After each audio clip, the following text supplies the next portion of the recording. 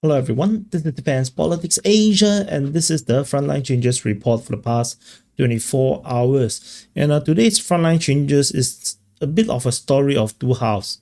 The first half is over in the Pokrovsk breakout zone, which is all Ukrainian claims. And then we go to the Koma, the South Koma offensive, which is all Russian claims. Yeah, that's it. There's like two different main places. So we're going to go to the evil rabbit that is looking more and more evil by the day. So yeah, the thing is not loading very well. Give me a second. So it's here. So yeah, the Ukrainians have claimed multiple advances in this sector. The first one is over in Kusherivya. So the Ukrainian forces claim to have taken this region here, and the offensive allegedly cutting the Russians off further. Yeah, so the advance is around 900 meters. I look a bit skeptical because this is such a gray zone region, so it's like, yeah, it's really hard to tell what is real. Then we have Novoshakovye. The Ukrainians have claimed that they have retaken the full town of or village of Novoshakovye. I mean, this is more plausible because the Russians only entered from the east and didn't manage to go too far. At least we never heard anything of it. So that's around a 500-meter move. And then over in this sector, this is a bit of a more, I would say, controversial one. So the Ukrainians claim that they have taken back Nikandorivka. So the mapping, they map it like this. It's a huge claim.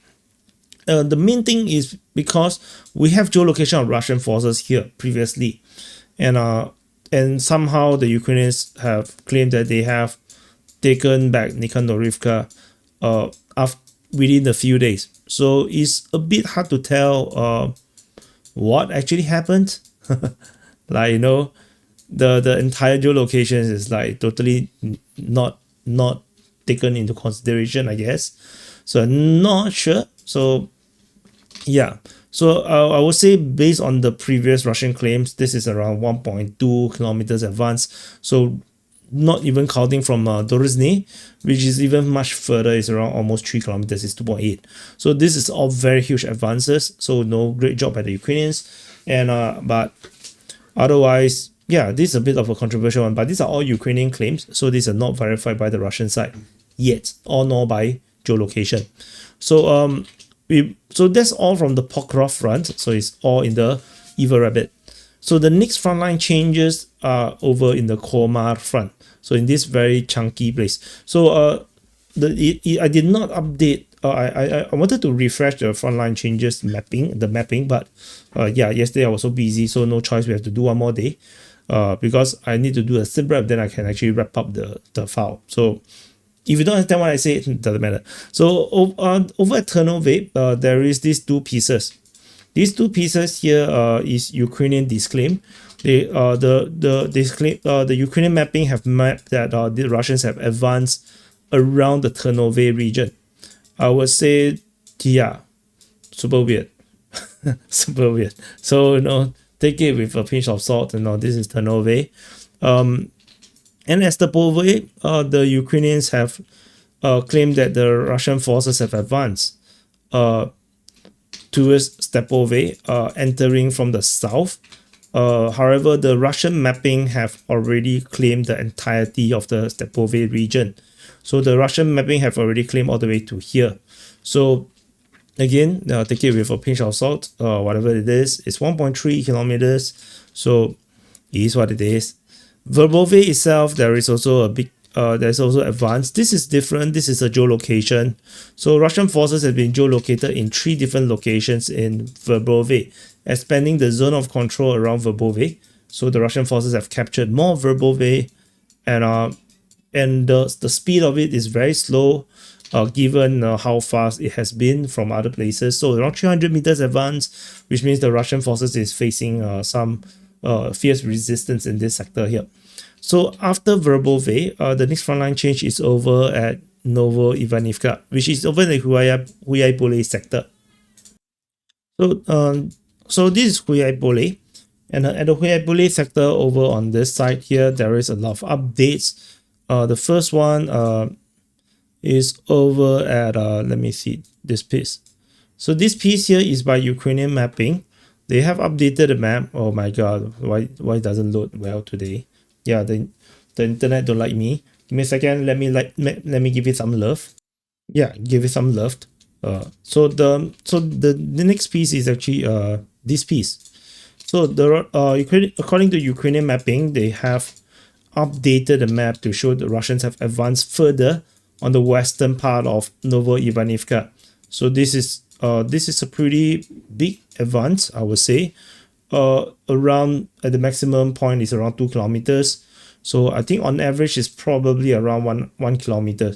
So this push continue to show the Ukrainians still have not established some kind of firm front line around this sector here.